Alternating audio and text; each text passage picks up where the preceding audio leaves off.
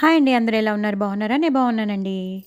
ఇవాళ మీ ముందుకి నేను మురుగులు ఎలా చేయాలో కారపూస.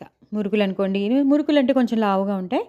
కారపూస ఎలా చేయాలో, చాలా టేస్టీగా ఉన్న కారపూస ఎలా చేయాలో మీకు నేను షేర్ చేస్తున్నాను. సో, ఆ రోజు చాలా చాలా టేస్టీగా వచ్చాయండి. నిజంగా చెప్తున్నాను. చాలా క్రిస్పీగా, చాలా టేస్టీగా వచ్చాయి. కారపూస అనేది రకరకాలుగా చేసుకుంటూ ఉంటాం.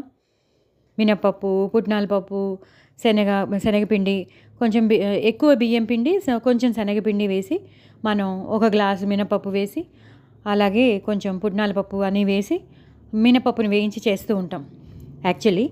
సో, ఇవన్నీ మనం చేస్తుంటాం. సో, దీనికన్నా ముందుగా నేను మీకొక మాట చెప్పేస్తాను. మీరందరూ తప్పకుండా నా ఛానల్‌ని సబ్స్క్రైబ్ చేసుకోండి, సపోర్ట్ చేయండి. నా ఛానల్ విత్‌స్టాండ్ అయ్యేటట్టు చూడండి. మీరందరూ నా ఫ్రెండ్స్, నా ఫ్యామిలీ మెంబర్స్, ఇంకేం చెప్పాలి, నా సబ్స్క్రైబర్స్ అని నేను అనను. ఎందుకంటే నాకు కావాల్సిన వాళ్ళు కాబట్టి, మీరందరూ నాకు కావాల్సిన వాళ్ళు కాబట్టి, మీరందరూ నాకు సపోర్ట్ చేస్తారు కాబట్టి, సో, మీ హెల్ప్ నాకు కావాలి. ఏ మనమందరం ఎప్పుడు ఇలాగే ఇంటరాక్ట్ అవ్వి ఉండాలి. ఇంటరాక్షన్‌లో ఉండాలి.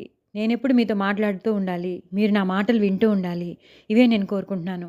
సో, తప్పకుండా మీరందరూ సబ్స్క్రైబ్ చేస్తారని అనుకుంటున్నాను. సపోర్ట్ చేస్తారని అనుకుంటున్నాను నా శ్రీవల్లి టాకీస్‌ని.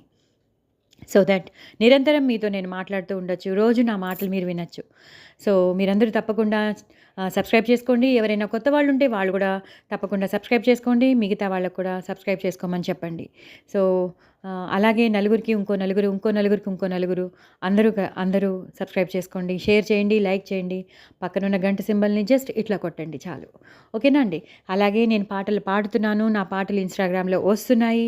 సో, ఆ పాటలన్నీ మీరు తప్పకుండా వినండి. ఇదివరకు ఎలా విన్నారో అలాగే వినండి. ప్లస్ నా ఇన్‌స్టాగ్రామ్ లింక్ నేను డిస్క్రిప్షన్ కింద ఇస్తాను. తప్పకుండా షేర్ చేస్తున్నాను.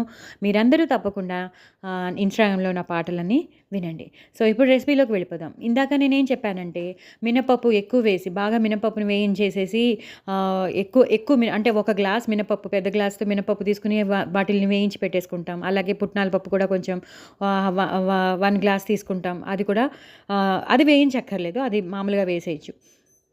సో, ఈ 2 కలిపి గ్రైండ్ చేసేస్తాం. చాలా మెత్తగా గ్రైండ్ చేసేస్తాం.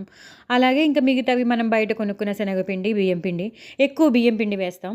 ఒకవేళ 4 గ్లాసులు బియ్యం పిండి వేస్తే, ఒక గ్లాసు మినపప్పు గ్రైండ్ చేసిందిను వేసేస్తాం. అదే మినపప్పును, పుట్నాల పప్పు గ్రైండ్ చేసినప్పుడు వేసేస్తాం. 2 ఒక్కొక్క గ్లాసేనండి, ఎక్కువ అక్కర్లేదు. ఇది మాత్రం 4 గ్లాసులు బియ్యం పిండి పెద్దవి. అలాగే హాఫ్ గ్లాస్ మాత్రం శనగపిండి. అసలు నేను చెప్పేది మామూలుగా చేసేది. ఇవి వేసుకుంటాం. సో, హాఫ్ గ్లాస్ శనగపిండి వేసి మనం మురుకులు వేసుకుంటాం. మురుకులో, కారపూసో ఏదో. బట్ నేను ఇవాళ ఈ మాట చేంజ్ చేద్దామని నేనేం చేశానంటే, ఎక్కువ శనగపిండి వేసి, తక్కువ బియ్యం పిండితో చేసేద్దాం అని అనుకున్నా. ఇంక మిగతా ఇంగ్రీడియెంట్స్ నేను ఏమీ వేయలేదు. ఒక పుట్నాల పప్పు వేయలేదు, మినప్పప్పు వేయలేదు, ఏం లేదు. జస్ట్ శాంపుల్‌గా చేశాను. అంటే అస్తమాను పిల్లలకి బయట కొన్న స్నాక్స్ ఇచ్చే బదులు, ఇలాగ ఇంట్లో చేసిన కారపూస అయితే బాక్స్‌లో చిన్నగా పెట్టేస్తే తీసుకెళ్ళిపోతారు అని నేను అనుకుని, కొంచెం శాంపుల్‌గా చేద్దాంలే, అసలు ఎలా ఉంటుందో చూద్దాము. అవైతే మనకి పెట్టిన విద్యగా బానే వచ్చేసాయి అలా చేయడం. బియ్యం పిండి ఎక్కువేసి, మినపప్పు వేసిన పిండితో కారపూస చేయడం గానీ, మురుకులు చేయడం గానీ వచ్చేసాయి. కానీ ఇప్పుడు ఈ శనగపిండితో ఎలా ఉంటుందా అని అనుకుని నేను ఎక్కువ శనగపిండి వేయాలండి. 4:30 గ్లాసులు శనగపిండి వేశాను. ఒక గ్లాస్ కూడా వేయలేదండి. గ్లాస్‌లో హాఫ్‌కి కొంచెం పైకి. అంటే ఆహ్, ఆహ్, గ్లాస్‌లో ఒక 4:30 గ్లాసులు తీసుకుంటే, మనం గ్లాస్‌లో హాఫ్ గ్లాసే వేశాను నేను. గ్లాస్ కన్నా హాఫ్ గ్లాస్‌కి కొంచెం పైకి వేశాను బియ్యం పిండిని. అంతేనండి. ఇంకేం వేయలేదు. నేను నిజంగా చెప్తున్నాను. అసలు అది తప్ప నేనేం వేయలేదు. శనగపిండి వేశాను. 4:30 గ్లాసులు శనగపిండి వేశాను. పెద్ద పెద్ద గ్లాసులు. అలాగే పెద్ద గ్లాస్‌లో సగం కన్నా కొంచెం పైకి బియ్యం పిండి వేశాను. జీలకర్ర వేశాను, నువ్వులు వేశాను, కొంచెం కారం వేశాను. ఒక 2-3 స్పూన్స్ కారం వేశాను. తగినంత ఉప్పు వేశాను. నువ్వులు వేశాను, జీలకర్ర. కొంచెం నెయ్యి వేసేసి బాగా కలిపేశాను. నెయ్యి వేసి కలిపాను. ఇంకా ఎలాగో పిండి అంతా బాగా అయ్యాక కొంచెం నూనె కూడా వేసాను. వేడి నీళ్ళతో, గోరువెచ్చగా ఉన్న నీళ్ళతో నేను పిండి కలిపేసాను. కొంచెం జారుడుగా ఉండాలండి. మరీ గట్టిగా కాకుండా, మరీ లిక్విడ్‌గా కాకుండా ఈజీగా ఇలా అంటే ఈజీగా అది దాంట్లో పెట్టేసరికి అది ఈజీగా మనం అదే చక్రాల గొట్టం, అదే మనం గొట్టం చేస్తాం కదా! మురుకులు గొట్టంలోంచి ఈజీగా పడిపోయేటట్టు ఉండాలండి. సో, అలాగ చేసేసుకున్నాను. చక్కగా రెడీ చేసేసుకున్నాను. చాలా బాగా వచ్చాయండి. నేను పైన వీడియో వస్తుంది, మీరు చూడండి. చాలా చాలా బాగా వచ్చాయి. చాలా టేస్టీగా ఉన్నాయి. పిల్లలకి నచ్చాయి, పెద్దలకి నచ్చాయి. అందరికీ ఇచ్చాను. తిన్నారు, బాగున్నాయి అన్నారు. సో, ఇది వాళ్ళ కాలేజ్‌కి పట్టుకెళ్తే కూడా ఇది ఎక్కడ బయట కొన్నవా అన్నారట. అంత బాగున్నాయట. సో, నేనెప్పుడు శనగపిండితో ఎప్పుడు ట్రై చేయలేదండి. శనగపిండి ఎక్కువ పెట్టి నేనెప్పుడు ట్రై చేయలేదు.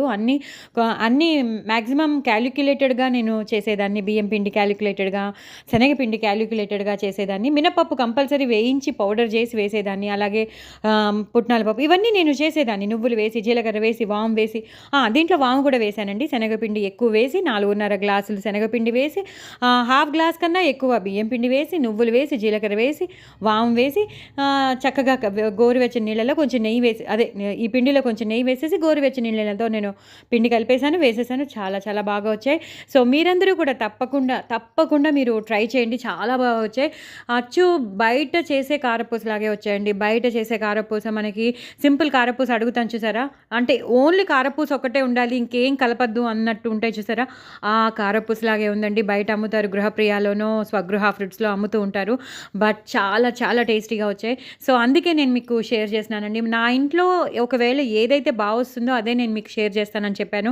చాలా చాలా టేస్టీగా వచ్చాయి. మీరు నిరభ్యంతరంగా మీరు తప్పకుండా ట్రై చేయండి. చాలా బాగున్నాయి. అలాగే పెద్దవాళ్ళకి పాపం కారంగా తినలేరు. సో, పెద్దవాళ్ళు కూడా తినేటట్టు ఉందండి. అత్తయ్య గారు, మావయ్య గారు, అమ్మ, నాన్న అందరికీ పెట్టొచ్చు మీరు. చాలా చాలా బాగుంది. పిల్లలకి స్నాక్స్‌గా ఇచ్చేయచ్చు. మీరు కూడా అప్పుడప్పుడు వర్క్ చేసుకుంటూ మగవాళ్ళకి ఒక కప్‌లో వేసిస్తే వాళ్ళు వర్క్ చేసుకుంటూ తింటారు. అదే ఆడవాళ్ళు కూడా చక్కగా టైం పాస్ కానప్పుడు అలా తింటూ టీవీ చూడొచ్చు, ఏదైనా చేసుకోవచ్చు. సో, అదేనమాట. సో, తప్పకుండా మీరందరూ కూడా ట్రై చేయండి. అందరూ ట్రై చేస్తారని అనుకుంటున్నాను. సో, మీరందరూ కూడా నా ఛానల్‌ని సపోర్ట్ చేయండి. నా ఛానల్‌ని విత్ స్టాండ్ అయ్యేటట్టు చూడండి. ఇంకా మీరందరూ తప్పకుండా బ్యూటీ టిప్స్ అన్నీ పాటించండి. అందరూ హ్యాపీగా ఉండండి. అందరూ బ్యూటిఫుల్‌గా ఉండండి. ఒక విమెనే కాదు, మగవాళ్ళు కూడా హ్యాండ్సమ్‌గా ఉండాలి. అందరూ చక్కగా ఏ టైంకి నిద్రపోయి బ్యాలెన్స్డ్ డైట్ తీసుకుని కొంచెం ఫేస్‌కి కానీ స్కిన్‌కి కొంచెం కేర్ తీసుకుంటే ఎవ్వరైనా బాగుంటారు. అలాగే టీనేజ్ పిల్లలు కూడా టీనేజ్‌లోకి వచ్చాక కొంచెం అప్పుడప్పుడు గంటకోసారి, 2 గంటలకోసారి కూల్ వాటర్‌తో ఫేస్ వాష్ చేసుకోవచ్చు. ఆ సబ్బు పెట్టవలసిన అవసరం లేదు. ఫేస్ వాష్ ఉంటే ఫేస్ వాష్‌తో ఒక్కసారి చేసేసుకుని తర్వాత మామూలు నీళ్ళతో మనం కడిగేసుకుంటూ ఉండొచ్చు. అప్పుడు కూడా మీకు పింపుల్స్ అనేవి రావు. ఇంటెన్సిటీ తగ్గిపోతుంది. అలాగే మెలనిన్ అనేది కరెక్ట్‌గా నల్లగా ఉన్నదంతా పోయి చక్కగా మంచిగా పోర్స్ అన్ని క్లియర్ అయ్యి మీరు చాలా చాలా గ్లోగా, చాలా బ్యూటిఫుల్‌గా, మగవాళ్ళైతే హ్యాండ్సమ్‌గా, ఆడవాళ్ళైతే బ్యూటిఫుల్‌గా కనిపిస్తారు. అలాగే టీనేజ్ పిల్లలైతే ఇంకా గ్లో వచ్చి చాలా గ్రేస్‌ఫుల్‌గా కనిపిస్తారు. సో, మీ అందరి కోసం నేను ఇలాగే చెప్తున్నాను. సో, మీరందరూ తప్పకుండా బ్యూటీ టిప్స్ అనేవి మీరు పాటించండి. నేను మరికొన్ని బ్యూటీ టిప్స్ నేను షేర్ చేస్తాను వచ్చే దాంట్లో. సో, మీరు అవన్నీ పాటిస్తూ ఉండండి. ఇంకా చాలా చెప్తాను. ఓకేనా అండి? సో, మీరందరూ కూడా ఇది తప్పకుండా ట్రై చేయండి. చాలా టేస్టీగా ఉన్నాయి. చాలా చాలా టేస్టీగా ఉన్నాయి. నిజంగా మీరే కామెంట్స్‌లో పెడతారు, నిజంగా కారపూస చాలా బాగుందని. సో, మీరందరూ ట్రై చేయండి. నా ఛానల్ సపోర్ట్ చేయండి. నా ఛానల్‌ని సబ్స్క్రైబ్ చేసుకోండి. ఎవరైనా చేసుకోని వాళ్ళుంటే, కొత్త వాళ్ళుంటే వాళ్ళందరూ కూడా తప్పకుండా సబ్స్క్రైబ్ చేసుకోండి. మరిన్ని రెసిపీస్‌తో మీ ముందు ఉంటానండి. బాయ్ అండి.